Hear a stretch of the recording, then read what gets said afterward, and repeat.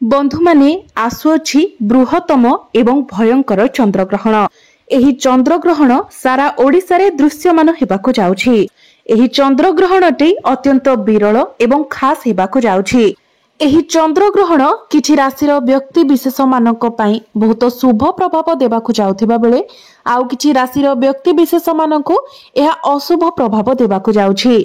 एहा सहित एही चंद्रग्रहण समग्र भारत वर्ष रे देखाजिबा सहित एही दिन पाक निषेध सहित देवनीति मध्य पारण कराजिबो। तो एही चंद्रग्रहणटी चलित वर्षर शेष चंद्रग्रहण हेबाकु जाउछि। तेबे बंधु माने आमर हिंदू धर्म रे सूर्य पराग हेउ किंबा चंद्रग्रहण एहार अनेक महत्व रही थाए। मात्र वैज्ञानिक माने एहाको एक ज्योतिर्ज्ञान घटना भाबरे देखिथांती। चलित वर्ष अर्थात 2025 मसीहारे एहा हेउची द्वितीय तथा अंतिम चंद्रग्रहण। एहा सेप्टेम्बर 7 तारिखरे घटिबाकु जाउछि, जहाकि पितृपक्षर प्रथम दिन रे लागिबाकु जाउछि। तेबे एही चंद्रग्रहणर प्रभाव समग्र संसार, मानव जाति, जीव जगत, समस्त राशिर व्यक्ति विशेष मानक उपरे पड़िबाकु जाउछि। बंधु माने चंद्रग्रहणटी पूर्णिमा तिथि रे ही होइथाए। पृथ्वी सूर्यंक चारिपटे बुली थाए एवं चंद्रमा पृथ्वी चारिपटे बुली थाए। एही घूरिबा प्रक्रियाटी अहरह लागि रही थाए। तेबे जेतेबेले चंद्रमा, पृथ्वी एवं सूर्य गोटे सरल रेखारे आसी जाइथांती एवं सूर्य एवं चंद्रमांक मध्यरे जेतेबेले पृथ्वी अवस्थान करिथाए सेतेबेले सूर्यंक ठारो आसुथिबा आलोक चंद्रमांक पाखरे पहुंची पारि न थाए एवं सेही समୟରେ पृथ्वीर छाया चंद्रमांक उपरे पड़िथाए। एही समୟରେ चंद्रमा लाल रंगर देखा जाइथाए एवं एहाको आमे चंद्रग्रहण बोली कहिथाउ। तो बंधु माने ज्योतिष शास्त्र 7 सेप्टेम्बर 2025 रविवार दिन अर्थात भाद्रव पूर्णिमा दिन राहुग्रस्त पूर्णग्रास चंद्रग्रहण पड़िबाकु जाउछि। सेही दिन खुदुरुकुणी ओसार शेष पाळी मध्य पडुछि। एहा सहित एही दिन भागवत जन्म मध्य पडुछि। अनेक व्यक्तिଙ୍କ मनरे एही द्वंद्व थिबो जे एही चंद्रग्रहण पाळनीय कि नुहे। तेबे आपनଙ୍କୁ गोटिए कथा स्पष्ट करि देउछु जे एही 7 सेप्टेम्बर रविवार को लागिबाकु जाउथिबा चंद्रग्रहण संपूर्ण भाबरे ओडिसा रे पाळनीय हेबो। एहा सहित एहा पूर्णग्रास अर्थात पूर्ण चंद्रग्रहण पडुअछि। एही ग्रहण रे हांडी छाड़ बा पाक त्याग सुनिश्चित कराजिबो। तेबे आजिर एही भिडियो रे आमे आलोचना करिबा जे 7 सेप्टेम्बर रविवार दिन लागिबाकु जाउथिबा चंद्रग्रहणर स्पर्श समयरु नै मोक्ष प्राप्तिर समय केतेबेले रहिछि। ओडिसा रे एही चंद्रग्रहण केतेबेले दृश्यमान हेबो। सूतक समय बा पाक निषेध समय बा हांडी छाड़ समय केतेबेलु आरंभ कराजिबो। एहा सहित चंद्रग्रहण समय रे केउ कार्य करिबा शुभ अटे एवं केउ कार्य करिबा अशुभ अटे। गर्भवती महिला माने एही समय रे कोन करिबा उचित एवं कोन न करिबा उचित, किपरि रहिबे सावधान एवं खुदुरुकुणी ओसा केमिति करिबे, जहाकि पांजीर निर्भुल गणनारु संगृहीत अटे। एहा व्यतीत केउ राशिर व्यक्ति विशेष मानक उपरे एही चंद्रग्रहणर शुभ प्रभाव रहिछि एवं केउ राशिर व्यक्ति विशेष मानक उपरे एही चंद्रग्रहणर अशुभ प्रभाव रहिछि। एही समस्त विषय रे आजिर एही भिडियो रे आमे माने आलोचना करिबा। आपण मानकु गोटिए अनुरोध, निजर फायदा पाही आपण माने एही भिडियोटी को शेष पर्यंत निश्चय देखंतु। तेबे भिडियोटी रे आगो को बढ़िबा पूर्वरु भिडियोटी को लाइक करी चैनल टी को सब्सक्राइब करि दियंतु एवं कमेंट बॉक्स रे भक्ति एवं श्रद्धार सहित जय श्री जगन्नाथ, जय मां लक्ष्मी निश्चय लिखंतु। 7 सेप्टेम्बर 2025 भाद्रव मासर शुक्ल पक्ष पूर्णिमा तिथि दिन अर्थात रविवार दिन घटिबाकु जाउछि चंद्रग्रहण।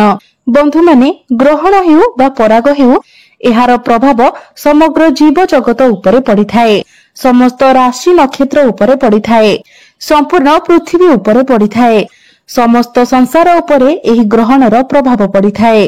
तेबे एही थरर चंद्रग्रहण समग्र भारत रे दृश्यमान हेबा सहित समस्त ओडिसा रे मध्य दृश्यमान हेबो। एही ग्रहण रे हांडी छाड़ बा पाक निषेध सुनिश्चित कराजिबो। साधारणतः चंद्रग्रहण लागिबार 9 घंटा बा 3 प्रहर पूर्वरु एवं सूर्य पराग लागिबार 12 घंटा बा 4 प्रहर पूर्व पाक निषेध बा हांडी छाड़ करा जाइथाए। एही समय को आमे सूतक समय बोली कहि थाउ। जेहेतु यह चंद्र ग्रहण लागिबाकु जाउछि तो 9 घंटा पूर्व हांडी छाड़ बा पाक निषेध कराजिबो। तेबे एही चंद्र ग्रहणर सूतक समय बा पाक निषेध समय बा हांडी छाड़र समय हेउछि 7 सेप्टेम्बर 2025 रविवार दिन 12:57 रु आरंभ होई राति 1:25 रे शेष हेबो। एही समय मतिरे संपूर्ण भाबरे देवनीति भोजन निषेध एवं रंधन कार्य को संपूर्ण भाबरे बारण करा जायछि। तो आपण माने 7 सेप्टेम्बर रविवार दिन 12:57 पूर्वरु आपण जहाँ भी किछि खाइबा कथा खाइ नेबे एवं समस्त देवनीति को सारिबा पाई चेष्टा करिवे।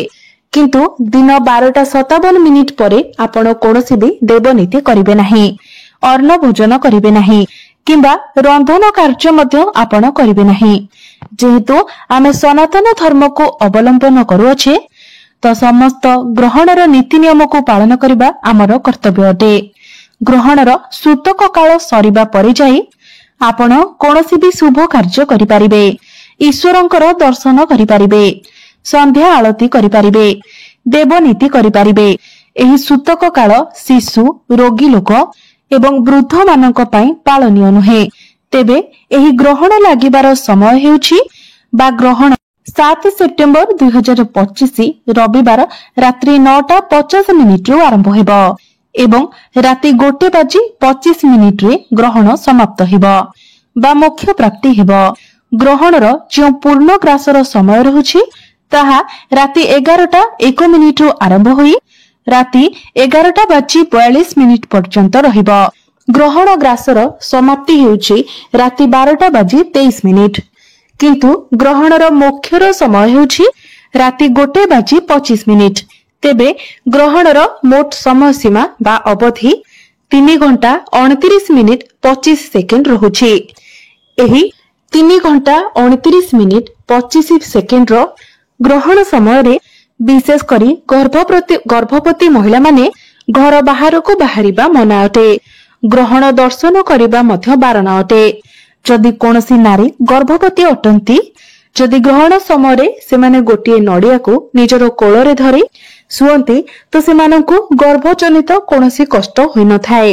एही ग्रहणर कोनोसी भी कुप्रभाव शिशु उपरे पड़ी न थाए। गर्भस्थ शिशु गर्भरे सुरक्षित रही थाए। ज्योतिष शास्त्र अनुसार एही चंद्र ग्रहणर प्रभावरु ग्रह एवं नक्षत्र मानकर स्थान रे एक बहुत बड़ परिवर्तन हेबाकु जाउछि। जेहेतु एहा राहुग्रस्त चंद्र ग्रहण लागिबाकु जाउछि तो एहार सीधासळख प्रभाव राशि चक्र रे थिबा 12 गोटी राशि मानक उपरे पड़िबाकु जाउछि एवं ग्रहर चलन कारणरू किछि राशिर व्यक्ति विशेष मानक उपरे एही ग्रहणर अशुभ प्रभाव पडुथिबा हेतु सेमाने एही ग्रहण दर्शन करिबा उचित नहे। किंतु आउ किछि राशिर व्यक्ति विशेष मानक पई एही ग्रहण शुभ प्रभाव पकाइबाकु जाउछि।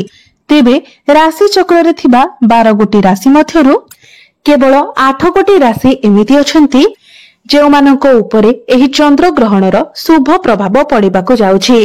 एमानंक पई चंद्र ग्रहण देखिबा अत्यंत शुभ अटे। सेही राशि गुडिक हेउछंती मेष राशि, वृष राशि, मिथुन राशि, सिंह राशि, कन्या राशि, तुला राशि, मकर राशि एवं कुंभ राशिर व्यक्ति विशेष मानक पई एही ग्रहण अत्यंत शुभ रहिबो। एही 8 गोटी राशिर व्यक्ति विशेष माने ग्रहण देखिबा द्वारा दर्शन करिबा द्वारा शुभ फल प्राप्ति करिवे एवं आउ जे 4टी राशि रहिले सेमानंक पई एही ग्रहण अशुभ फल प्रदान करिबो। एमानंकु ग्रहण देखिबा अशुभ अटे। सेही राशि गुडिक हेउछंती कर्कट राशि, बिच्छा राशि, धनु राशि एवं मीन राशि। एही 4 गोटी राशिर व्यक्ति विशेष मानक पई ग्रहण देखिबा अशुभ प्रद अटे। एही 4 गोटी राशिर व्यक्ति विशेष माने प्रभु शिव शंकरंकर आराधना करंतु एवं महामृत्युंजय मंत्रर पाठ करंतु। आपनकु शुभ फल प्राप्ति हेबो। आउ गोटिए कथा हेउछि एही दिन खुदुरुकुणी ओसार शेष पाळी मध्य पडुछि। एही दिन भागवत जन्म मध्य पडुछि। तो आपण एही दिन खुदुरुकुणी ओसा की परि करिवे तो बंधु माने खुदुरुकुणी ओषा राति रे पालन करा जाय थाए। एही दिन रात्रि समय चंद्र ग्रहण लागुथिबारु एही दिन खुदुरुकुणी ओषा पालन करा जिवो नाही। तो खुदुरुकुणी ओषार समस्त कार्य आपण पूर्व रविवार दिन करि परिबे। अर्थात 31 अगस्त रविवार दिन खुदुरुकुणी ओषार समस्त कार्य करबाकू आपणको अनुरोध। आपण 31 अगस्त रविवार दिन खुदुरुकुणी ओषा को सारिबाकू चेष्टा करंतु। बंधु माने एही ग्रहण समय गर्भवती महिला माननक पई बहुत अधिक अशुभ होइथिबा कारणरू बहुत संवेदनशील होइथिबारु सेमानंकु सावधान रहिबा सहित चंद्र ग्रहण देखिबाकू मध्य बारण करा जायछि। ग्रहण लागिबा समय गर्भवती महिला माने कोनोसी कटाकटी करिबा किंबा कपड़ा आदि सिलाई करिबा बारण नटे, नचेत एहार सीधा सड़क प्रभाव आपणकर गर्भस्थ शिशु उपरे पड़िबो। एहा सहित ग्रहण लागुथिबा समय गर्भवती महिला माने केबे भी कला रंगर वस्त्र परिधान करंतु नाही। एहा छडा आपण बाहर को मध्य बाहरंतु नाही। झरका कबाट बंद करी रखंतु। चंद्र ग्रहण समय जदि चंद्रंकर छाया कोनोसी गर्भवती महिलांक उपरे पड़ी जाए तेबे तांकर गर्भर प्रथम शिशु को शारीरिक दोष लागि थाए, जहा भविष्यत रे बहुत बड़ समस्या मध्य सृष्टि करि थाए। तेणु गर्भवती महिला माने एही समय बाहर को बाहरंतु नाही। ज्योतिष शास्त्र अनुसार एही समय सीमा मध्य रे केतेक कार्य करबाकू मध्य बारण करा जायछि।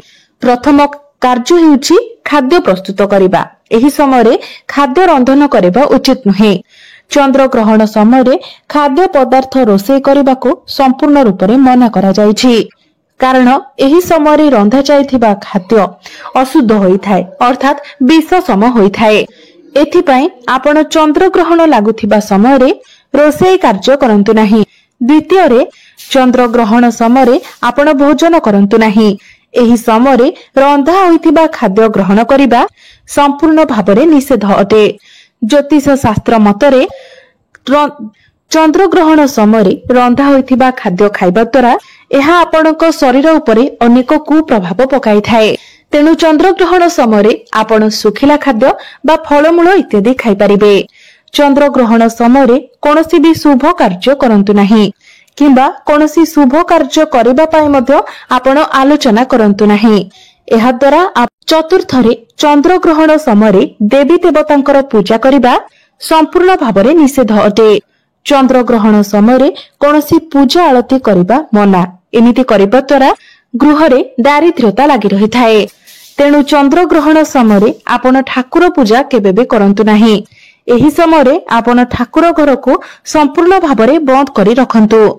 चंद्र ग्रहण समय अन्नदान करबाकू अत्यंत पुण्य कार्य बोली माना जाय थाए। एपरि कुहा जाय कि चंद्र ग्रहण समय अन्नदान कले शरीर रे कोनोसी रोग रहि न थाए। ग्रहण शेष हेबा परे स्नान करिबा एवं पिंधिथिबा वस्त्र को धोई नेबा उचित होई थाए। चंद्र ग्रहण सरिबा परे एवं स्नान करि सारिबा परे संपूर्ण घर सारा गंगा जल सिंचन करी घर को पवित्र करि नेबा उचित। एहा परे शुद्ध मनरे रंधन कार्य करी कोनोसी दरिद्र व्यक्ति को किछि अर्थ दान करिबा उचित। आपणकर मंगल हेबो। आपणकर समस्त पाप मध्य क्षय होई जिवो। चंद्र ग्रहण समय आपण भगवानकर माला जप करंतु। एहा द्वारा ग्रहणर कोनोसी भी खराब प्रभाव आपणक उपरे पड़िबो नाही। चंद्र ग्रहण समय आपण केबे मध्य शारीरिक संपर्क रखंतु नाही। एही समय नकारात्मक शक्ति मानकर प्रभाव अधिक रहितिबा हेतु आपण निजर स्वामी बा स्त्री को ठारू शारीरिक संपर्क ठारू दूरे रुहंतु। केबे हेले मध्य आपण शारीरिक संपर्क रखंतु नाही। एहाकु संपूर्ण भाबरे अशुभ माना जाय थाए। एहा द्वारा आपणकर संपर्क रे फाट मध्य सृष्टि होई थाए। एहार कुप्रभाव आपणकर संतान मानक उपरे मध्य पड़ी पारे।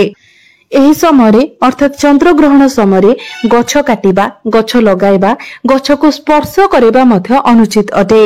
एहा व्यतीत चंद्र ग्रहण समय आपण काहा सहित जुक्ति तर्क कଳି झगड़ा मध्य करंतु नाही। काहाकू कोनोसी कटु कथा कहंतु नाही। तो बंधु माने वीडियोटी जदि आपण मानकु भलो लागि थाए तो वीडियोटी को लाइक करी चैनल टी को सब्सक्राइब करि देबे एवं कमेंट बॉक्स रे जय श्री जगन्नाथ जय मां लक्ष्मी निश्चय लिखि।